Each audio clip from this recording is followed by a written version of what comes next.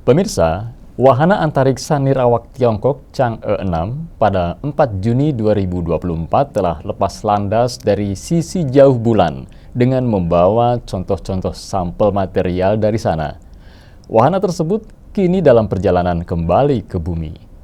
Setelah sukses mendaratkan wahana antariksanya di sisi jauh bulan atau di kutub selatan bulan, kini Tiongkok bakal menjadi negara pertama yang mampu membawa pulang sampel material dari area tersebut di bulan. Capaian Chang'e-6 tentu merupakan yang pertama kali dalam sejarah.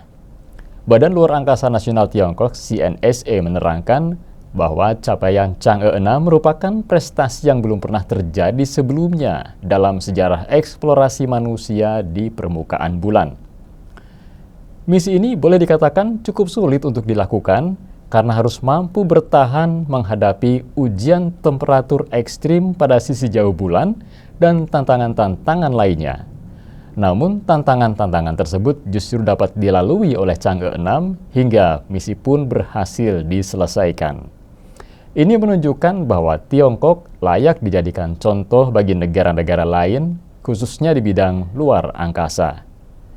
Bagi Tiongkok, hal ini menjadi capaian terbaru Beijing dalam program luar angkasa yang telah mereka jalankan selama puluhan tahun. Lantas, seperti apakah pencapaian Tiongkok di luar angkasa menyaingi Amerika Serikat, Rusia, dan negara-negara barat lainnya? Pemirsa, inilah Jurnal Barata.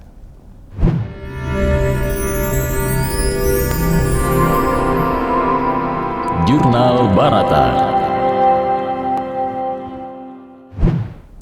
Misi ruang angkasa Tiongkok sebenarnya telah dimulai oleh niat pemimpin Tiongkok pertama, Mao Zedong, yang ingin menyamai langkah Uni Soviet yang mengirimkan Sputnik ke ruang angkasa pada tahun 1957.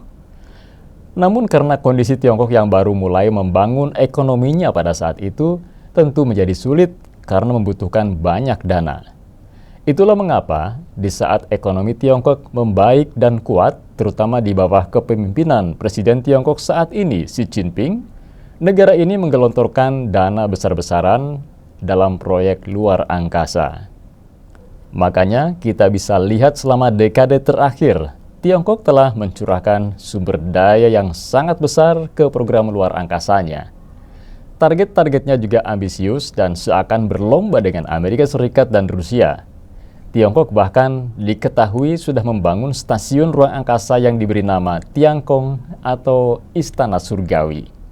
Tidak hanya itu, Tiongkok juga mengirimkan robot penjelajah ke bulan dan Mars.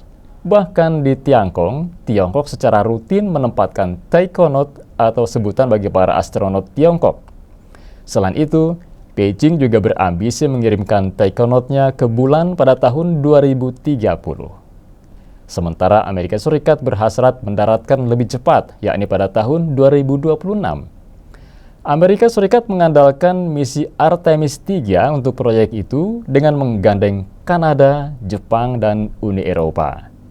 Sejumlah perusahaan swasta pun terlibat dalam proyek tersebut.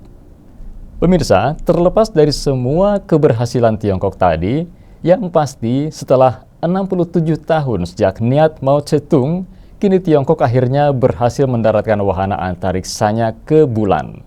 Bahkan 55 tahun sejak astronot Buzz Aldrin mengorbit menggunakan Apollo 11, Tiongkok telah mampu lebih dahulu menjelajahi sisi terjauh bulan saat ini. Kenapa bisa demikian? Karena dahulu saat misi Apollo 11 mengangkasa pada tahun 1969, ternyata Aldrin berseloroh tentang Dewi Bulan saat berbincang dengan Ronald Evans yang bersiaga di bumi. Mereka membicarakan Chang'e dan Yutu, yakni legenda Tiongkok tentang Dewi Bulan dan kelinci yang menemaninya. Kepada Evans, Aldrin menyatakan kesanggupannya mengawasi permukaan bulan. Siapa tahu sang Dewi akan menampakkan diri. Nah, tentu saja saat mengorbit dengan wahana antariksa Houston, Aldrin tidak sedikit pun menjumpai sosok Chang'e tersebut. Namun apabila Aldrin mengorbit di sisi tergelap bulan pada 2 Juni 2024 yang lalu, kemungkinan ia akan menjumpai Chang'e 6 yang dikirim untuk mengeksplorasi permukaan bulan yang selama ini tidak pernah tampak dari bumi. Nah, dari kisah tadi kita tahu bahwa istilah Chang'e sebenarnya diambil dari nama Dewi Bulan dalam mitologi Tiongkok. Nama itu pula lah yang digunakan dalam program eksplorasi bulan Tiongkok untuk menghormati Dewi Bulan. Program eksplorasi bulan Tiongkok dirancang untuk dilakukan dalam 4 fase. Fase pertama hanya mencapai orbit bulan, sebuah tugas yang diselesaikan oleh Chang'e 1 pada tahun 2007 dan Chang'e 2 pada tahun 2010. Fase kedua, mendarat dan menjelajahi bulan, seperti yang dilakukan Chang'e 3 pada tahun 2013 dan Chang'e 4 pada tahun 2019. Di fase inilah Tiongkok menjadi negara ketiga yang mencapai bulan setelah Uni Soviet dan Amerika Serikat. Fase ketiga adalah mengumpulkan sampel bulan dari sisi dekat bulan dan mengirimkannya kembali ke bumi, merupakan tugas untuk Chang'e 5 dan misi Chang'e 6 saat ini. Fase keempat terdiri dari pengembangan stasiun penelitian robotik dan membangun pos terdepan di dekat kutub selatan bulan. Program ini bertujuan untuk memfasilitasi pendaratan berawak di bulan sebelum tahun 2030. Dan itu berarti saat ini Tiongkok sedang menjalankan fase ketiganya melalui Chang'e 6 yang telah mendarat di kutub selatan bulan pada 2 Juni yang lalu setelah menjalani misi perjalanan ke bulan sejak 3 Mei 2024. Chang'e 6 dibawa oleh roket Long March 5 dari situs peluncuran Wenchang, Hainan, Tiongkok Selatan. Misi Chang'e 6 dirancang untuk berlangsung selama 53 hari. Wahana ini menggunakan 2 metode dalam mengambil sampel-sampel material dari bulan, yakni pertama mengebor permukaan bulan guna mengambil sampel di bawah permukaan, dan yang kedua menggunakan lengan robotik untuk mengambil sampel di atas permukaan. Benda-benda material yang dikumpulkan dari area jauh bulan diperkirakan bakal mengungkap informasi mengenai bagaimana awal mula terbentuknya bulan. Proses pengumpulan material dan lepas landas inilah yang dikatakan cukup sulit, karena Chang'e 6 harus meluncur dari sisi bulan yang secara visual tidak pernah menghadap ke bumi.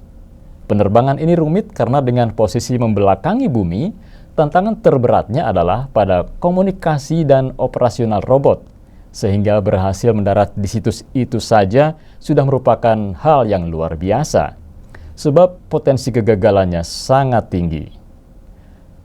Wilayah itu juga disebut sebagai sisi tergelap bulan karena tidak pernah terlihat dari bumi. Padahal sisi itu tetap terkena sinar matahari. Makanya wilayah itu tidak terpantau oleh mata optikal satelit sehingga menyulitkan komunikasi dan pengamatan dari bumi. Meskipun dirancang untuk serba otomatis, posisi seperti itu selalu saja berpotensi besar membingungkan wahana pendarat. Meski demikian, ternyata Tiongkok mampu dan berhasil membuktikan bahwa tantangan itu bisa dilalui.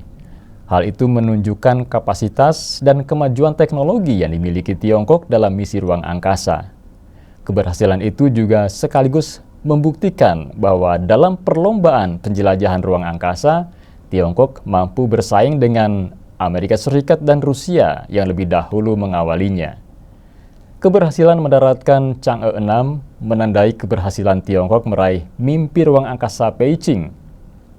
Selain Chang'e 6, keberhasilan Tiongkok membangun stasiun ruang angkasa Tiangkong yang berarti Istana Surgawi, sekaligus mendaratkan wahana penjelajah Tianwen di Mars pada tahun 2021, menegaskan bahwa Tiongkok kini berdiri sejajar di antara Amerika Serikat, Rusia, India, Jepang, dan negara-negara Eropa dalam hal eksplorasi ruang angkasa. Meskipun sempat tertinggal, kini Tiongkok telah membuat lompatan penting di bulan dan Mars. Penelitian atas sampel yang dibawa oleh Chang'e 6 dari permukaan bulan dinilai penting bagi ilmu pengetahuan. Pada masanya nanti, kemajuan teknologi, komunikasi, dan pendaratan di bulan juga akan berguna bagi masa depan umat manusia. Nah, pemirsa, demikianlah Jurnal Barata. Saya Endro dan tim redaksi Barata Online mengucapkan terima kasih atas perhatian Anda dan sampai jumpa.